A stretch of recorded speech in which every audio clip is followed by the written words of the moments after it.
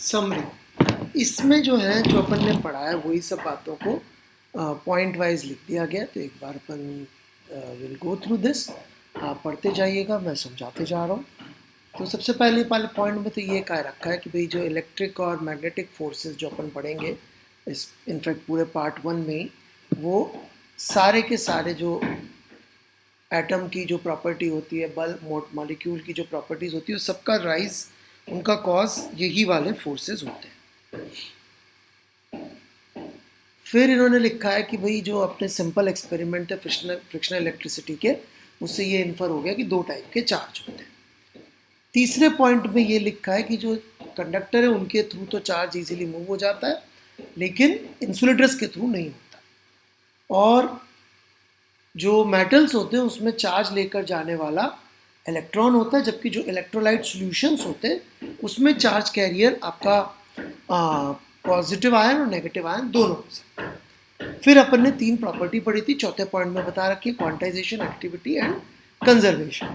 Quantization का मतलब वही है कि भाई जो चार्ज होगा वो ई के ही मल्टीपल में हो सकता है, क्योंकि सबसे ज़्यादा जो छोटा चार्ज जो मिला है अभी तक का, वो प्रोटॉन और इलेक्ट्रॉन ही फ्री चार्ज मिले, उससे छोटे फ्री चार्जेस अभी तक नहीं मिले हैं। तो हम यही मानते हैं कि वो सबसे छोटा चार्ज है।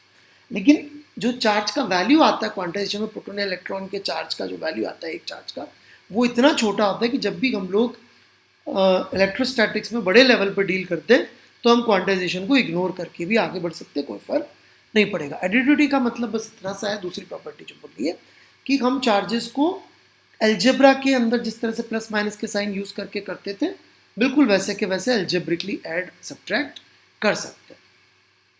कंजर्वेशन ऑफ इलेक्ट्रिक चार्ज का अर्थ यह है कि टोटल चार्ज आइसोलेटेड सिस्टम का कंजर्व रहेगा, और जब हम किसी एक बॉडी से दूसरी बॉडी को चार्ज ट्रांसफर करेंगे तो भी नेट चार्ज का value initial plus final same रहेगा।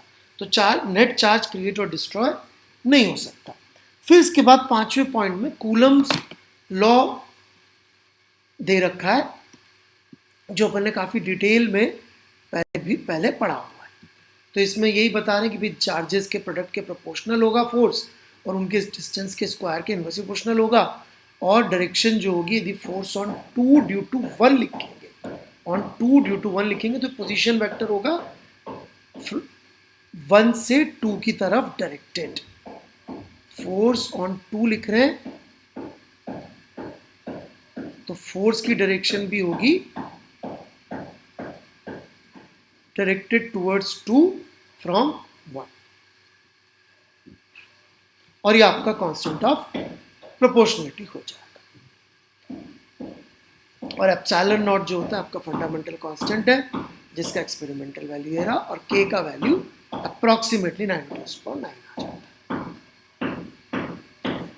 इलेक्ट्रोस्टैटिक और इलेक्ट्रिक फोर्स और ग्रेविटेशनल फोर्स के बीच में जो रेशियो आ रहा है एक इलेक्ट्रॉन प्रोटॉन के बीच में, आप देख सकते हैं उसमें बहुत ज़्यादा बड़ा वैल्यू आ रहा है इलेक्ट्रिक फोर्स का कंपेयर टू उनके बीच के ग्रेविटेशनल फोर्स के।